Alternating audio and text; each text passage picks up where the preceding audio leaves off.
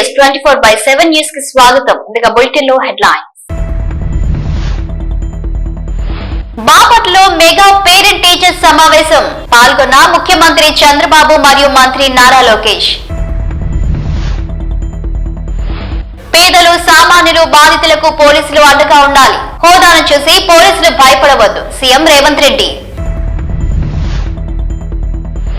YCP పథకం ప్రకారమే అక్రమ రేషన్ బియ్యం తరలింపు. కాకినాడ సిటీ ఎమ్మెల్యే వనమాడి కొండబాబు విమర్శ. డీప్ టెక్నాలజీ ద్వారా ప్రజలకు మరింత చేరువకు తీసుకువెళ్లేందుకు ప్రయత్నాలు చేస్తున్నామని ఆంధ్రప్రదేశ్ ముఖ్యమంత్రి నారా చంద్రబాబు నాయుడు తెలిపారు. డీప్ టెక్నాలజీపై సదస్సులో చర్చించామని అన్నారు. సాంకేతికతను వినియోగించుకొని ఏపీని మరింత అభివృద్ధి చేయాలని ఆలోచిస్తున్నామని చెప్పారు. సాంకేతికతను వినియోగించుకొని పరిపాలనకు మరింత సౌలభ్యం ఉంటుందని సూచించారు. ఈచ్ వన్ ఎంటర్‌ప్రెన్యూర్ వన్ అనే నినాదం ముందుకు వెళ్తున్నామని వివరించారు. 4PC విధానంతో పాటుగా 4E విధానం కూడా అమలు చేస్తామన్నారు. అభివృద్ధికి టెక్నాలజీని జోడిస్తే మంచి ఫలితాలు వస్తాయని, విశాఖ అభివృద్ధి మీద విజన్ డాక్యుమెంట్ సిద్ధం చేస్తామని, అన్ని విధాలా విశాఖ అభివృద్ధి చేస్తామని తెలిపారు. విశాఖపట్నం మెట్రోకు DPR తయారు చేసి పంపించామని చెప్పారు. రైల్వే జోన్ వస్తుందని, జోన్ భవనాల నిర్మాణ అంశాలు ప్రక్రియ ప్రారంభమవుతుందని అన్నారు. స్టీల్ ప్లాంట్ కాపాడుకోవడానికి అన్ని విధాలా ప్రయత్నం చేస్తున్నామని చెప్పారు. కాన్క్లేవ్ పెట్టారు. నిన్నటి నుంచి దీన్ని నిర్వహిస్తున్నారు. దేశంలో ఉండే టెక్నికల్ పీపుల్ కానీ, టెక్నాలజీ డెవలప్ చేసిన వ్యక్తులు కానీ అందరూ వచ్చారు. నా ఆలోచన ఒకటే, ఒకప్పుడు ఐటీని ప్రమోట్ చేశాం, ఇప్పుడు డీప్ టెక్ని ప్రమోట్ చేస్తున్నాం. ప్రతి ఒక్కరి జీవితంలో టెక్నాలజీ అనేది ఒక భాగం అవుతుంది. ఎవరైతే టెక్నాలజీ సమర్థవంతంగా ఉపయోగించుకుంటారో వాళ్ళకు అన్ని విధాలుగా వాళ్ళు ఏ పని పెట్టినా కలిసి వస్తుంది. అది హెల్త్ కావచ్చు, వ్యవసాయం కావచ్చు, లేకపోతే పవర్ కావచ్చు, ఏదైనా సరే, రోడ్లు కావచ్చు, అన్నింటిలో కూడా టెక్నాలజీ భాగస్వామ్యం అవుతుంది. అయితే నేను ఆలోచించే విధానం, ఈ టెక్నాలజీ ద్వారా పేదవాళ్ళకి ఏం జరుగుతుంది, ప్రజలకు ఏం జరుగుతుంది, భావితరాల భవిష్యత్తు కోసం ఏ విధంగా ముందుకు పోతాం అనే విషయం పైన వర్కౌట్ చేస్తున్నాం. ఎందుకంటే టెక్నాలజీ కానీ సమర్థవంతంగా ఉపయోగించుకుంటే మనకంతా కూడా ఖర్చులు తగ్గి ఆదాయం పెంచే ఆలోచన వస్తుంది, మార్గం కూడా వస్తుంది. దీనివల్ల భవిష్యత్తులో నేను ఒకటే ప్రోగ్రాం ఇచ్చాం.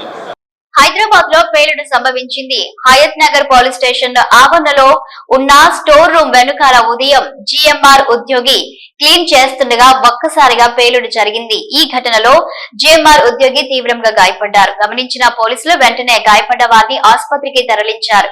కాగా పేలుడు జరిగిన గదిలో సిలిండర్లు ఉన్నట్లు అనుమానాలు వ్యక్తమవుతున్నాయి. అయితే పేలుడు ఎలా జరిగిందనే అంశంపై పోలీసులు దర్యాప్తు చేపట్టారు.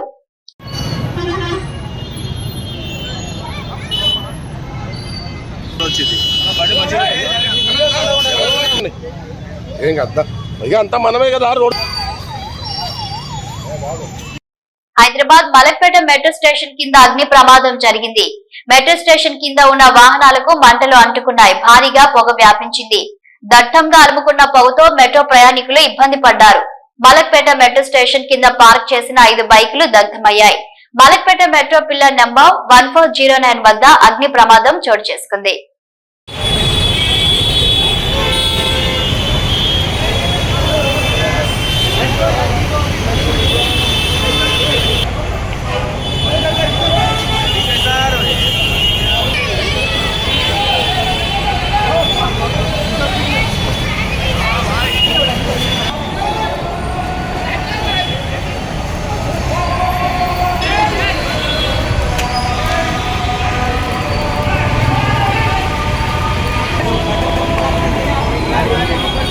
ఎవరైనా సరే పోలీస్ స్టేషన్లకు వచ్చి హడావిడి చేస్తే చక్కగా తీసుకెళ్లి బొక్కలు వేయండి అని సీఎం రేవంత్ రెడ్డి రాష్ట్ర పోలీసులను ఆదేశించారు.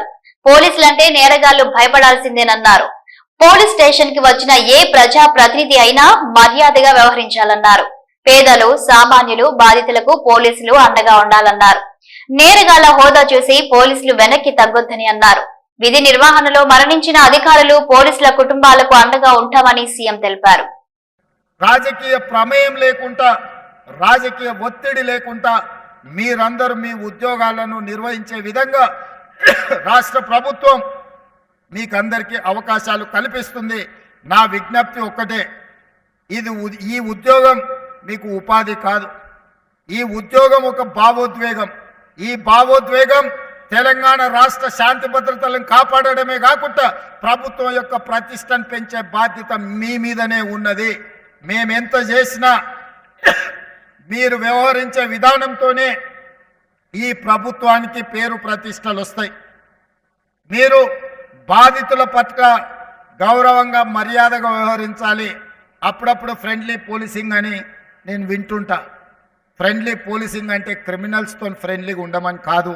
నేను స్పష్టంగా మా పోలీస్ మిత్రులకు నేను చెప్పదలుచుకున్నా. ఫ్రెండ్లీ పోలీసింగ్ అనే పదం బాధితులకు, అన్యాయం జరిగిన వాళ్ళు పోలీస్ స్టేషన్కి వచ్చినప్పుడు వాళ్ళని కూర్చోబెట్టి వాళ్ళ ఫిర్యాదు ఏందో కనుక్కొని ఆ ఫిర్యాదును పరిష్కరించి వాళ్ళకి న్యాయం చేసే విధంగా ఫ్రెండ్లీ పోలీసింగ్ ఉండాలి తప్ప కబ్జాలు పెట్టుకున్న వాళ్ళకో, హత్యలు చేసిన వాళ్ళకో, లేకపోతే ఆర్థిక నేరగాళ్లతో ఫ్రెండ్లీగా ఉండమని కాదు. అందుకే ఫ్రెండ్లీ పోలీసింగ్ అనే దాన్ని రీడిఫైన్ చేసుకోండి. పోలీస్ అంటే నేరగాడు భయపడి తీరవలసిందే. పోలీస్ పేరు వినిపిస్తే కబ్జా కోరైనా, డ్రగ్స్ వాడేవాడైనా, లేకపోతే చెరువులను, కుంటలను, నాలాలను ఆక్రమించుకునే వాడైనా, లేకపోతే నేరాలు చేయాలన్న ఆలోచన ఉన్నవాడు పోలీస్ పేరు చెప్తే భయపడాలి. వాళ్ళను భయపెట్టండి. బాధితుల పట్ల ఫ్రెండ్లీగా ఉండండి. అప్పుడే నిజమైన పోలీస్ వ్యవస్థకు గౌరవం పెరుగుతుంది. సమాజంలో అత్యధికంగా కష్టపడేది పోలీసు వాళ్ళే, కానీ అత్యధికంగా విమర్శలు ఎదుర్కొనేది కూడా పోలీసు వాళ్ళే. ఇది అందరు పోలీసుల వల్ల రావడం లేదు. కొద్దిమంది పోలీసుల వ్యవహారం అంత పోలీస్ వ్యవస్థకే చెడ్డ పేరు తెచ్చే విధంగా, విమర్శల్ని ఎదుర్కొనే విధంగా పరిస్థితులు ఉంటున్నాయి.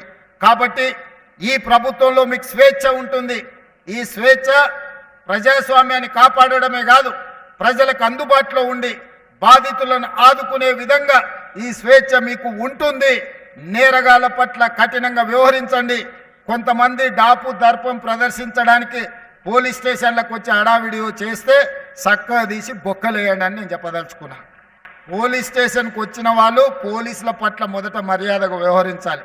పోలీసులు వాళ్ళ పట్ల మర్యాదగా వ్యవహరించడం ఎంత ముఖ్యమో, పోలీస్ స్టేషన్కి వచ్చిన ప్రజాప్రతినిధి ఎవరైనా సరే పోలీసుల పట్ల కూడా మర్యాదగా వ్యవహరించాల్సిన అవసరం ఉన్నది. వాళ్ళు అమర్యాదగా వ్యవహరిస్తే మీరు మర్యాదగా ఉండడం వల్ల అది చేతగాంతనంగా కొన్నిసార్లు సమాజానికి సందేశం ఇచ్చిన వాళ్ళం అవుతాము. కాబట్టి ఈ విషయంలో మీకు స్పష్టత ఉండాలి.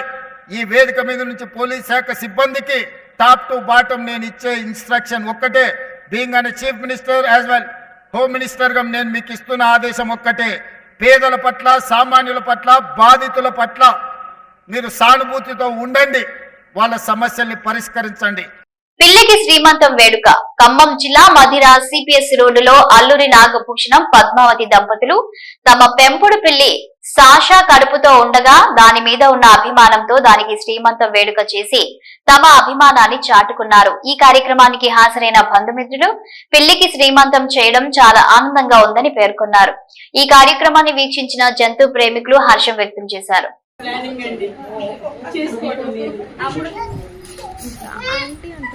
ఇలా చేసామని ఇచ్చిన మ్యాచ్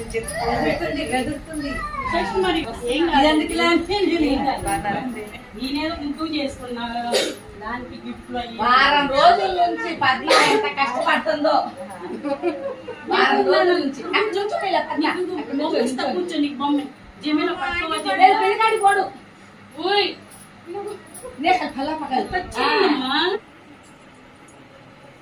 కాకినాడ అత్యవసర పరిస్థితులు, సంఘ విద్రోహ శక్తుల అణచివేత, ప్రకృతి వైపరీత్యాలు వంటివి సంభవించినప్పుడు పోలీస్ బలగాలతో పాటు సమానంగా ప్రజా రక్షణ, సమాజ శ్రేయస్సు కొరకు ముందుండి తమ సేవలను నిస్వార్థంగా ప్రజలకు అందజేయడంలో హోంగార్డుల పాత్ర ఎంతో కీలకమైనది.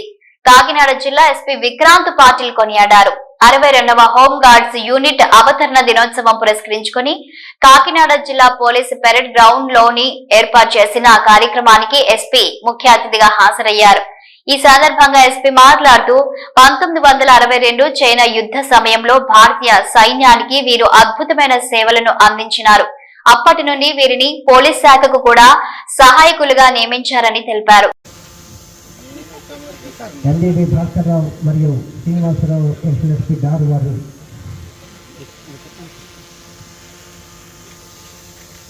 జ్ఞాపకలు బహిష్కరిస్తున్నారు. తీసుకురావచ్చు.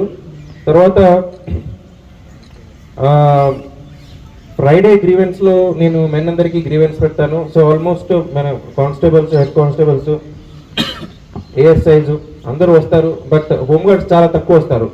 సో ఒకటి అందరూ చాలా హ్యాపీగా ఉన్నారని నేను అనుకుంటాను. లేదు ఫ్రైడే గ్రీవెన్స్ నా దగ్గర రావడానికి మీరందరూ హెజిటేట్ చేస్తారు అనుకుంటాను.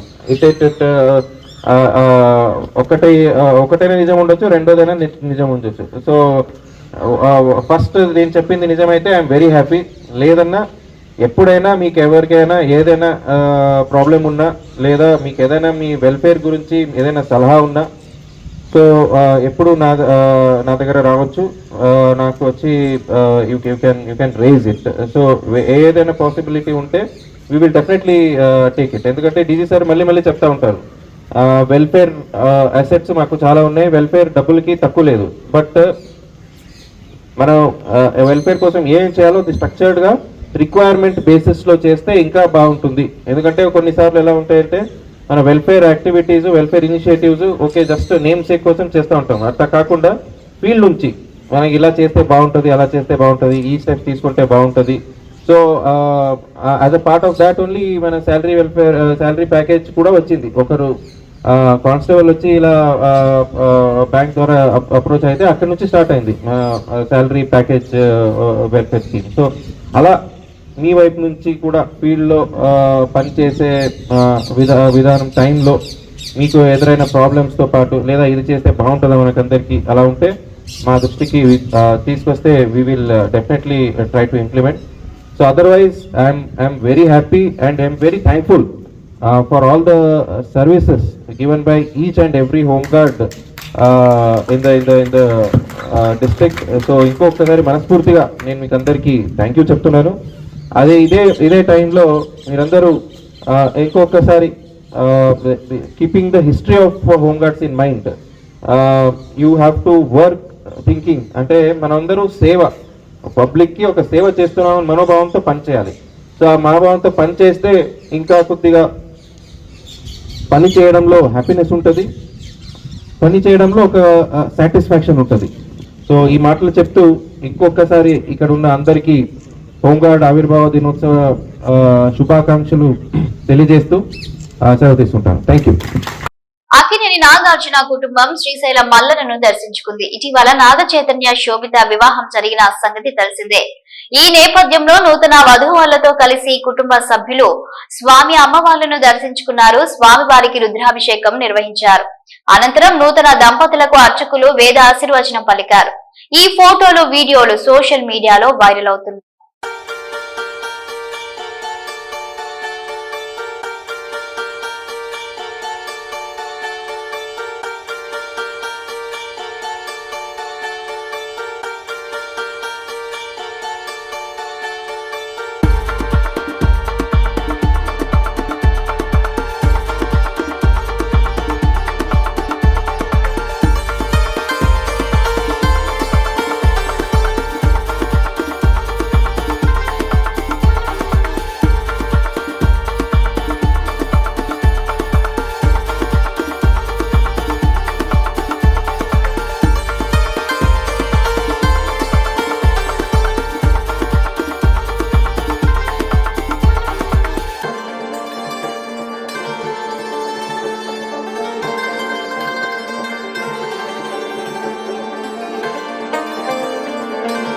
నల్గొండ, హైదరాబాద్, విజయవాడ నేషనల్ హైవేపై యాక్షన్ మూవీ రేంజ్ లో చేజింగ్, ఫైటింగ్ చోటు చేసుకున్నాయి.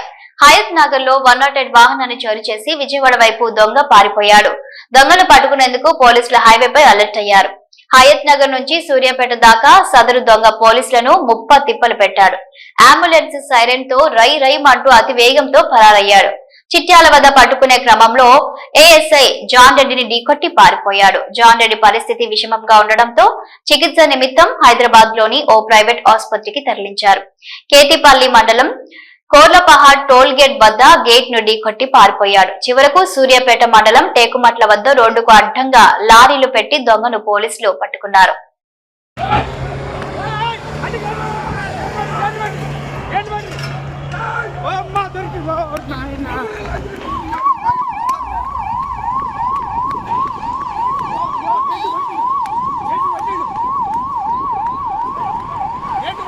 కాకినాడ గత వైసీపీ ప్రభుత్వం పథకం ప్రకారమే అక్రమంగా రేషన్ బియ్యాన్ని తరలించారని కాకినాడ సిటీ ఎమ్మెల్యే వనమాడి కొండబాబు విమర్శించారు. కాకినాడ జిల్లా తెలుగుదేశం పార్టీ కార్యాలయం ఏర్పాటు చేసిన మీడియా సమావేశంలో కొండబాబు మాట్లాడుతూ రేషన్ బియ్యం అక్రమంగా తరలించడంలో ప్రధాన సూత్రధారి అప్పటి కాకినాడ సిటీ మాజీ ఎమ్మెల్యే ద్వారంపూడి చంద్రశేఖర్ రెడ్డి, అతని తండ్రి భాస్కర్ రెడ్డి, తమ్ముడు వీరభద్రారెడ్డిలు. వీరికి అప్పటి సీఎం జగన్ సహకరించాడని రేషన్ బియ్యం అందించే వాహనాల ద్వారా వీటిని సేకరించి విదేశాలకు తరలించి అక్రమ వ్యాపారాలు చేశారన్నారు. కాకినాడ నగరంలో అప్పటి ఎమ్మెల్యే ద్వారంపూడి ఎన్నో అక్రమాలు, అరాచకాలు చేశారన్నారు. అవి ఇప్పుడు ఒక్కొక్కటిగా బయటకు వస్తున్నాయని, ద్వారంపూడి అధికారంలో ఉండగా అతనిపై ఏ విధమైన కేసులు పెట్టేందుకు ప్రజలు భయభ్రాంతులకు గురయ్యారని చెప్పారు. ప్రస్తుతం రాష్ట్రంలో కూటమి ప్రభుత్వంలో ప్రజలు చాలా సంతోషంగా ఉన్నారన్నారు. చేసింది అన్యాయం కదండి. ప్రజల మనసుగా నువ్వు ఏం చేసావు? వాళ్ళందరికీ న్యాయం చేసి నువ్వు రిజిస్ట్రేషన్ చేయించుకో. వాళ్ళందరికీ డబ్బులు ఇప్పించావా? ఇప్పించలేదు. నువ్వే రిజిస్ట్రేషన్ చేయించేసుకున్నావు ఐశ్వర్య గ్రాండ్ హోటల్. ఏంటి ఇలాగ నువ్వు అన్యాయం చేసి అక్రమాలు చేసి అవన్నీ కూడా ఆధారాలు చూపించి ఆ ప్రజలకు మేము అండగా నిలుస్తుంటే, ఈరోజు అధికారం వచ్చింది ఆధారాలతో చూపి బయట పెట్టి అండగా నిలుస్తుంటే మేము కక్షాదింపులు చేస్తున్నామా? మీరు చేస్తారు కక్షాదింపులు, ఎన్నో రకాల కక్షాదింపులు చేస్తారు. మా నాయకుల మీద కాదు, జైల్లో పెట్టినా కాదు, మా కార్యకర్తను కూడా ఇబ్బంది పెట్టి ఇల్లులు కూడా తీసిన సందర్భాలు ఉన్నాయి. అంతందుకు ఈ మధ్యకాలం నడుస్తుంది, అదంతా మీకు తెలిసిన విషయమే. దొంగ బియ్యం వ్యాపారం ఎలా చేశాడో అన్నీ తెలుసు మీకు, ఏ విధంగా చేశాడో. దాని మీద పెద్ద ఎత్తున ఇన్వెస్టిగేషన్ అవుతుంది, ఈ రోజున ముందుకెళ్తుంది అని అంతా. ఒక ఎమ్మెల్యే ఉండి ఎన్ని అబద్ధాలు ఆడాడో ఒకసారి ఒక చిన్న వీడియో చూపిస్తాను చూడండి. ఎంత అబద్ధం ఆడాడో చూడండి ఆయన. ఆ రోజు నువ్వు తప్పు చేస్తున్నావని అంటే ఆ రోజు ఏం మాట్లాడండి? ఇక్కడే మనం కూర్చొని మాట్లాడడం, మీరు అందరూ ఉన్నారు. నువ్వు ఐవేరీ కోస్ట్ వెళ్ళావు, ఎందుకు వెళ్ళావంటే ఆయన ఏం మాట్లాడాడండి? ఓకే, ఐవేరీ కోస్ట్ వెళ్ళాను అన్నాడు ఆయన. ఐవేరీ కోస్ట్ వెళ్ళాను, మాది రైస్ వ్యాపారం, ఐవేరీ కోస్ట్లో వ్యాపారం చేస్తున్నాం, మీ కింగ్లు రైస్ వ్యాపారంలో. మా నాన్న రైస్ వ్యాపారం, మా తమ్ముడు రైస్ వ్యాపారం, మా రైస్ వ్యాపారం, దాంట్లో కింగ్లు అన్నాడు. అక్కడ గొడవలు కడుతున్నా అని చెప్పాడు మీ ద్వారా. ఆ రోజు అలా అన్నాడు. మళ్ళీ వెంటనే ఈరోజు ఏం మాట్లాడుతున్నాడండి? మీరు చిన్నోను అంటున్నాడండి, ఇలా చెప్తున్నారు, చిన్నోను అంటున్నాడండి. వెంటనే మాట మార్చేస్తున్నాడు. అధికారం ఉన్నప్పుడు ఒక మాట దోసేసుకుని, అధికారం లేనప్పుడు ఒక మాట. అంటే మీకు కూడా తెలియాలి, ఆయన మాటలు నేనేదో మాట్లాడడం కాదు.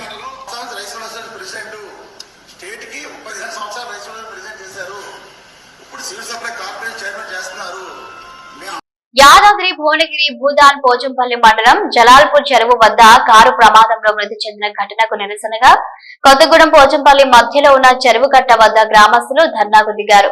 స్పీడ్ బ్రేకర్లు, ప్రమాద సూచికలు ఏర్పాటు చేయాలని రోడ్డుపై గ్రామస్తులు బైఠాయించారు.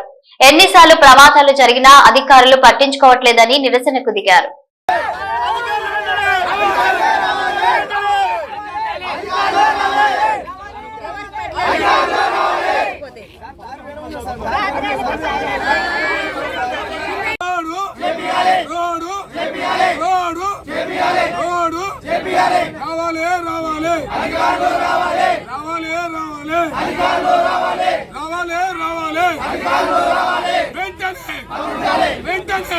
వరంగల్లో సంచలనం సృష్టించిన రిటైర్డ్ బ్యాంకు ఉద్యోగి మర్డర్ కేసును పోలీసులు ఛేదించారు. యూట్యూబరే హంతకుడిగా తేల్చారు. అప్పు ఇవ్వలేదన్న కోపంతో అతి కిరాతకంగా హత్య చేసినట్లు గుర్తించారు. మృతుడికి మద్యం తాగించి కర్రతో కొట్టి చంపాడు నిందితుడు. మృతుడు రాజ్మోహన్ ఒంటిపై ఉన్న బంగారం దోచుకెళ్లాడు. ఎటువంటి ఆధారాలు లేకుండా హత్య చేసిన నిందితుడిని పోలీసులు చాకచక్యంగా పట్టుకున్నారు. నిందితుడు ములుగు జిల్లా కోమట్పల్లికి చెందిన శ్రీనుగా గుర్తించారు. నిందితుడు శ్రీనుకు గతంలోనే నేర చరిత్ర ఉంది. డబ్బు బంగారం కోసమే హత్య చేశానని నిందితుడు శ్రీను ఒప్పుకున్నట్టు సమాచారం.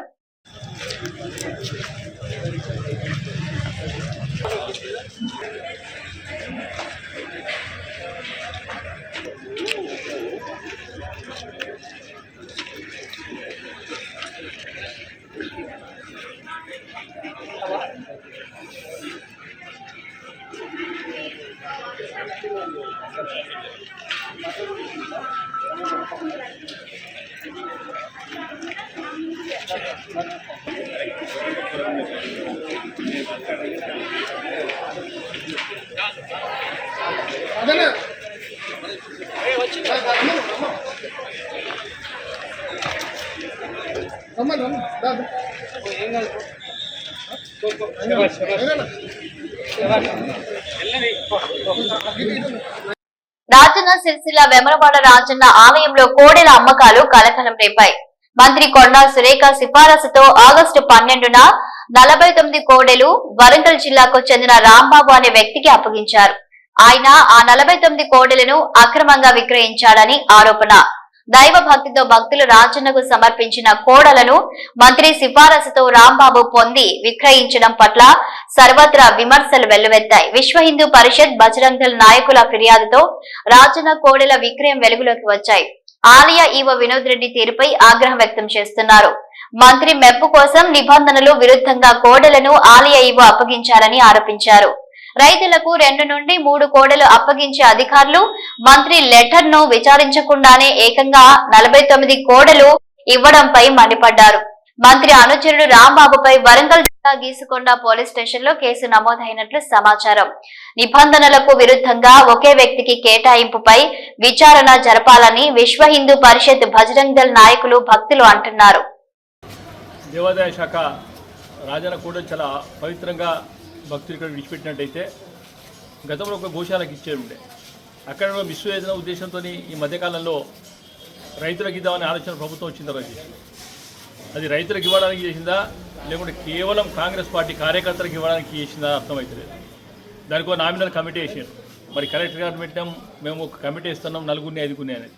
అది విచ్చలవిడికి ఎవరికి వాళ్ళకి ఇస్తూ ఉన్నారు.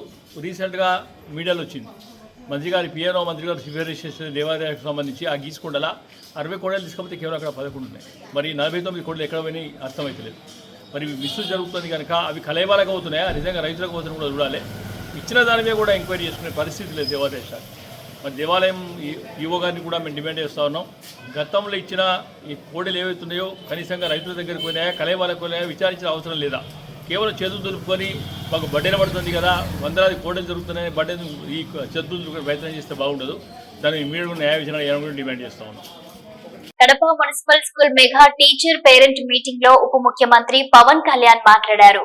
వేదిక పైన అధ్యాపకులకి, ఉపాధ్యాయులకి, ఇక్కడికి విచ్చేసిన విద్యార్థినుల తల్లిదండ్రులందరికీ ఆంధ్రప్రదేశ్ ప్రభుత్వం తరపు నుంచి, నా తరపు నుంచి మీకు నా ప్రత్యేక హృదయపూర్వక నమస్కారం. ప్రత్యేకించి నాకు ఈ కార్యక్రమం జరుగుతుంది, మీరు పాల్గొనాలి అంటే నేను అనుకున్నాను ఏ ఊరు వెళ్ళాలి, ఏ స్కూల్కి వెళ్ళాలనుకున్నాను. సహజంగా నన్ను పిఠాపురంకి పరిమితం చేస్తారు. కానీ నేను కడపని ఎందుకు ఎంచుకున్నాను? కడప జిల్లా అంటే రాయలసీమ, అత్యధికంగా లైబ్రరీలు ఉన్న ప్రాంతం ఇది. ఒకప్పుడు అత్యధికంగా రాయలసీమలో అంతా, ఇంకా ఆంధ్రప్రదేశ్లో ఇంకెక్కడా లేవు అన్ని గ్రంథాలయాలు. సరస్వతి గ్రంథాలయం అని కానీ, మనకి పులివెందులో కానీ, ఇలాంటి గ్రంథాలయాలు ఒకప్పుడు విలసిల్లిన ప్రాంతం అది. అంటే చదువుల నేల ఇది. సో అలాంటి చదువుల నేలకి నేను ఇక్కడికి వచ్చి సరస్వతి నమస్తుభ్యం అని చెప్పి నేను ప్రారంభించి పూర్తి చేసి మరి ఇక్కడికి వచ్చి ఈ అవకాశం ఇచ్చినందుకు నాకు మనస్ఫూర్తిగా నాకు చాలా చాలా ఆనందంగా ఉంది.